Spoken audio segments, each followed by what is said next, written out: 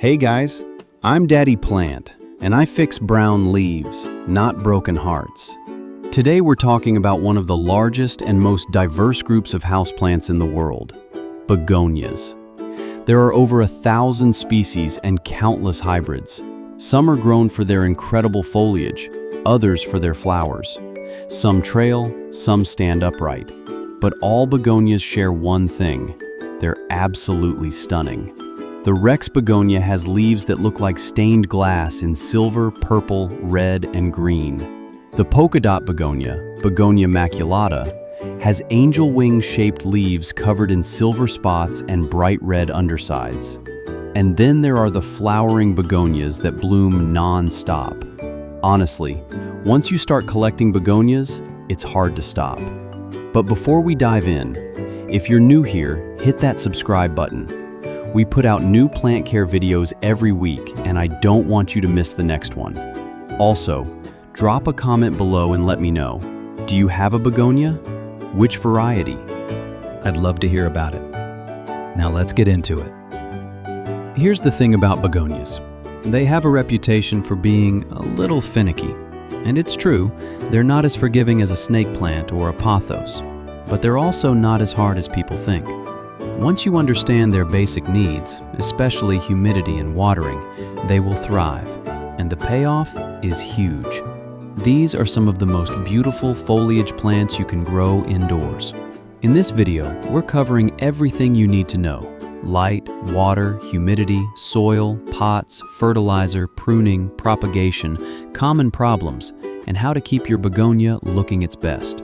Let's get into it. First, let's talk about the different types of indoor begonias. The most common are Rex begonias, grown for their incredible patterned leaves. They rarely flower, but the foliage is the star. Then there are cane begonias, like Begonia maculata. These have tall, bamboo-like stems, angel wing-shaped leaves, and clusters of flowers. They're easier than Rex begonias in my experience. Then there are rhizomatous begonias, which grow from thick stems called rhizomes. Rex begonias are actually a type of rhizomatous begonia. And then there are fibrous begonias, like wax begonias, which are grown for their flowers. Most of these are grown as annuals outdoors, but they can be houseplants too. Now let's start with light. Begonias need bright, indirect light. An east or north-facing window is perfect. A south or west window works too, but you need to filter the light with a sheer curtain. Direct sun will burn the leaves, especially the thin, delicate leaves of Rex begonias. You'll see brown, crispy patches. On the other hand, if your begonia doesn't get enough light, it will get leggy, long stems with big gaps between leaves. The colors on Rex begonias will fade. The silver spots on maculata will become less distinct. So find that sweet spot. Bright, indirect light is the goal. Now let's talk about watering. This is where most people kill their begonias. Begonias like consistently moist soil, but they absolutely hate sitting in water. They're prone to root rot and crown rot if overwatered. Here's my rule. Water when the top inch of soil feels dry. Stick your finger in the soil. If it's dry at your first knuckle, it's time to water. In most homes, that means watering about once a week in spring and summer, and every 10 to 14 days in fall and winter. But always check the soil. When you water, do it thoroughly. Pour slowly until water runs out of the drainage holes. Then empty the saucer. Never let your begonia sit in standing water. And here's a critical tip. Try not to get water on the leaves. Begonia leaves are prone to powdery mildew and fungal spots. Water at the soil level. Use a watering can with a long, narrow spout. This is especially important for Rex begonias with their fuzzy or textured leaves. Wet leaves can rot. Now let's talk about humidity. Begonias love humidity. They're tropical plants. The ideal humidity is 50 to 60%. In many homes, especially in winter, humidity is much lower. The signs of low humidity are brown, crispy leaf edges, leaves curling, and stunted growth. To increase humidity, you have options. Use a humidifier near the plant. This is the most effective method. Group your begonia with other plants. They create their own little humid microclimate. Set the pot on a pebble tray filled with water. Just make sure the pot isn't sitting directly in the water. Do not mist Rex begonias. Their fuzzy leaves trap water and can rot. For smooth-leaved begonias like maculata, light misting is okay, but a humidifier is still better. Let's talk about soil and pots. Begonias need light, well-draining soil. Regular potting mix is too dense. Here's my recipe. Take 2 parts standard indoor potting mix, 1 part perlite, and 1 part orchid bark or coco coir. This creates an airy mix that holds some moisture but drains quickly. Rex begonias especially need excellent drainage. They hate wet feet. As for pots, always choose one with a drainage hole. Terracotta pots work well because they pull excess moisture out of the soil. Plastic pots work too, but you need to be more careful with watering. Don't go too big. Begonias have small root systems. A pot that's too large holds too much soil that stays wet too long. Repot every 1 to 2 years, or when you see roots coming out of the drainage holes. Now let's talk about temperature. Begonias like it warm. They prefer temperatures between 65 and 75 degrees Fahrenheit. They can handle down to 60 degrees, but cold damage starts below that. Keep your begonia away from cold drafts, air conditioning vents, and exterior doors in winter. Sudden temperature changes can cause leaf drop. Now let's talk about fertilizer. Begonias are light feeders, especially Rex begonias. During spring and summer, feed your begonia once a month with a balanced liquid houseplant fertilizer, diluted to half strength. Look for a ratio like 10-10-10 or 20-20-20. For flowering begonias, you can use a fertilizer with higher phosphorus to encourage blooms. Do not fertilize in fall and winter. The plant is resting. If you over-fertilize, you'll see brown leaf tips and edges. Flush the soil with plain water if that happens. Now let's talk about pruning and grooming. Begonias don't need a lot of pruning, but a little maintenance helps. Remove any yellow, brown, or dead leaves at any time. Cut them at the base with clean scissors. If your begonia gets leggy, long stems with sparse leaves, prune it back. Cut the stem just above a leaf node. The plant will branch out and become bushier. You can also pinch off the growing tips to encourage a fuller shape. For cane begonias like maculata, you can prune tall canes to keep the plant compact. Also, wipe the leaves with a damp cloth once a month to remove dust.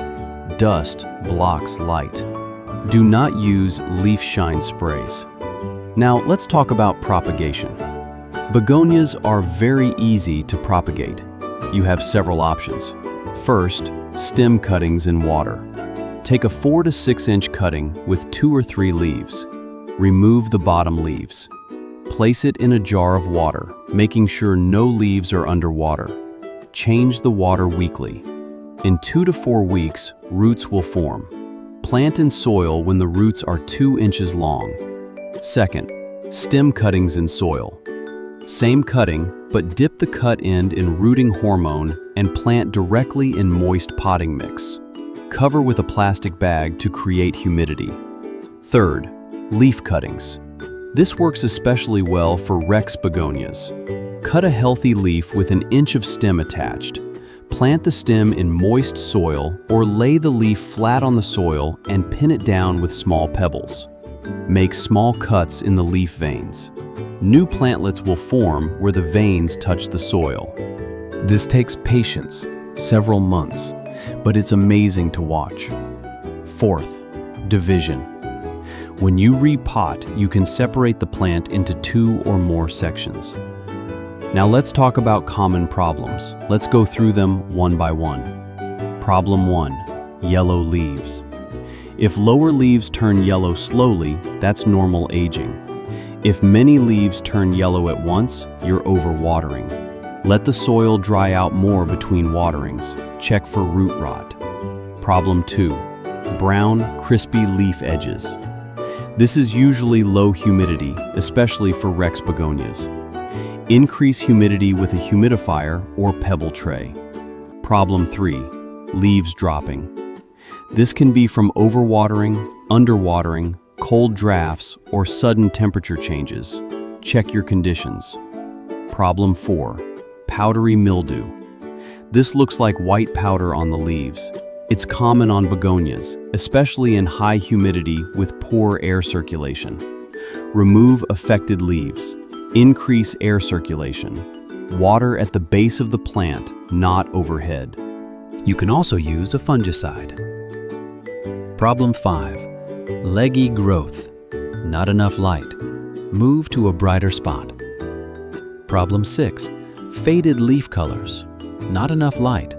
Rex begonias lose their vibrant colors in low light. Problem 7, pests. Begonias can get mealybugs, spider mites, and aphids. Mealybugs look like white cotton in the leaf joints. Spider mites leave fine webs. Wipe with rubbing alcohol on a cotton swab or use insecticidal soap. Isolate the plant. Problem 8, root rot. This is the most common killer, caused by overwatering. Signs are yellow leaves, mushy stems, and a bad smell from the soil. Take the plant out of the pot. If the roots are brown and mushy, cut away the rotten parts. Repot in fresh, dry soil. Water much less going forward.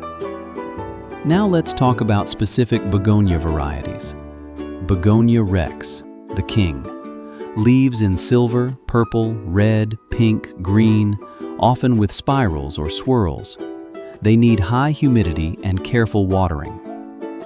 Begonia maculata, the polka dot begonia. Silver spots on olive green angel wing leaves, red undersides, white flowers.